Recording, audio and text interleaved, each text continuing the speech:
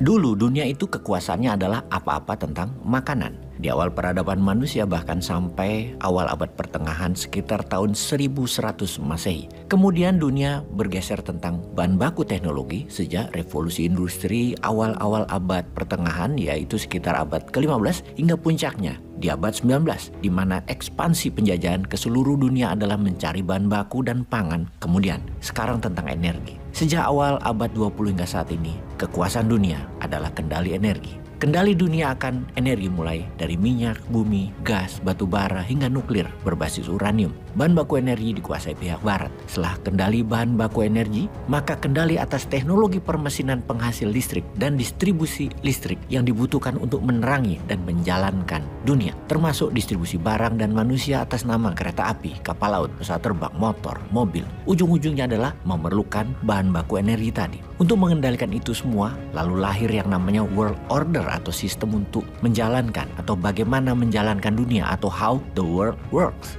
Orders adalah sistem untuk mengendalikan agar tidak chaos tentunya. Cara kendalinya bagaimana? Kendali dengan soft power adalah kendalikan opini dunia dengan media, kendalikan ekonomi dengan currency, kendalikan kebijakan dengan lembaga multilateral IMF atau World Bank juga, PBB. Lalu ideologi dan budaya dikendalikan dengan entertainment, hiburan, mulai dari games, film, musik, amusement center. Kendalikan dengan hard power adalah menggunakan militer dengan fakta pertahanan, dengan spionase intelligence operation. Dalam 80 tahun ini, pengatur dunia adalah mereka yang memenangi Perang Dunia Kedua, di mana persiapannya adalah sejak tahun 1930-an, tepatnya 1933. Sahabat, kita break sebentar untuk merenungi. Kira-kira informasi seperti beginian pentingkah untuk generasi muda? Perlukah mengenal bagaimana dunia bekerja? Dan perlukah tahu who run the world? Itu semua adalah bahasa akademik dalam geopolitik dan geostrategi dunia. Pentingkah untuk generasi muda? Dulu mungkin kita bisa hanya mengurusi kota lalu jadi pemimpin negara. Bahkan kelolaan suatu wilayah atau provinsi bisa menjadi pemimpin negara. Namun timnya haruslah mereka yang memahami dunia.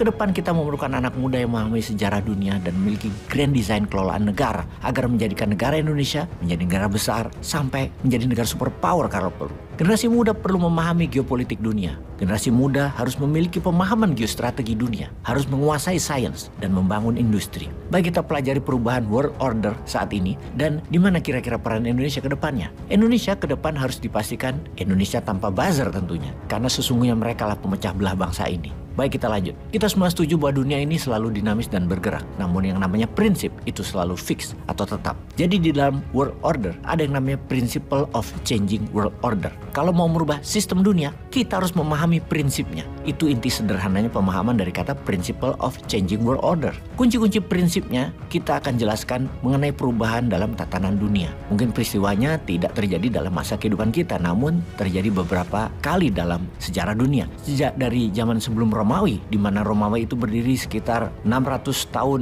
sebelum Masehi hingga tahun 1000 Masehi. Dunia 1600 tahun di bawah kendali Romawi. Perubahan yang paling telak salah satunya adalah pada tanggal 15 Agustus 1971, di mana dunia terkaget-kaget ketika Presiden Nixon muncul di radio dan di TV nasional Amerika mengumumkan dolar melepas diri dan ikatannya dengan emas atau gold reserve dan mulai mencetak uang sendiri. Dunia mengira bila mata uang didevaluasi akan turun nilainya, namun ternyata sebaliknya. Yang terjadi adalah dolar melesat naik nilainya waktu itu dan dolar pun dicetak terus. Dunia terdiam, bahkan didukung oleh akademisi hingga saat ini, bahkan mending oleh akademisi, oleh pejabat di banyak negara yang lemah kedaulatannya, yang pasrah dengan dolar malah dijadikan dolar devisa negara. Ini anomali seharusnya. Namun kalau kita memahami geopolitik dan geostrategi Amerika pada dolar, ya itulah world order. Inspirasi Nixon tentunya bukan hal baru karena prinsip yang dijalankan adalah menjalankan prinsip yang terbukti berhasil, seperti apa yang Presiden Roosevelt lakukan di tahun 1933. Kita semua tahu di tahun 1929, tepatnya 28 Oktober 1929, Dow Jones terjungkal yang menyebabkan ekonomi Amerika krisis berkepanjangan. Ketika 3 Maret 1933 Presiden baru Amerika kala itu, FDR, Roosevelt, dilantik, tanggal 6 Maretnya dia membuat keputusan yang sangat bersejarah. Dia menutup 4 hari semua bank dan membuat rencana undang-undang keuangan perbankan yang baru. Undang-undang itu disetujui DPR-nya Amerika yang juga baru kerja dengan menyetujuinya dijadikan undang-undang yang menyempurnakan Trading with Enemy Act 1917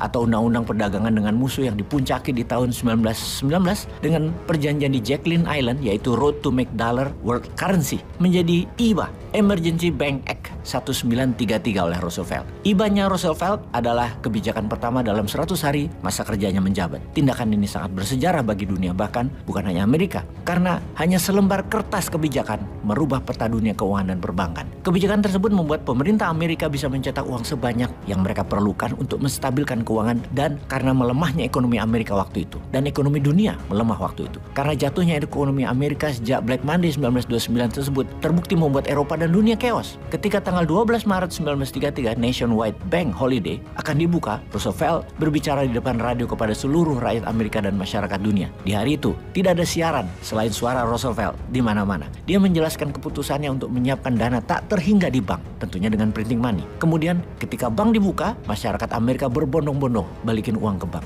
Hal itu mencerminkan bahwa masyarakat percaya dan menyetujui kebijakan tersebut. Roosevelt berhasil menarik 50% uang beredar di masyarakat yang membuat sistem perbankan dan keuangan Amerika menjadi kuat hanya dalam satu kebijakan. Sejak saat itu, Amerika gaspol membangun negaranya berbasis kebijakan ini dengan program yang namanya New Deal. Newman ikut-ikut sebenarnya. Sebagai catatan sejarah, FDR adalah satu-satunya presiden Amerika yang menjabat hingga 4 periode dari tahun 1933 sampai 1945.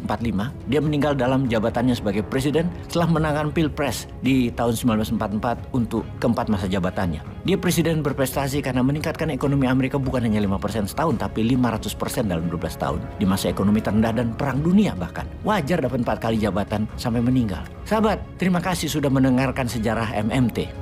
Peace.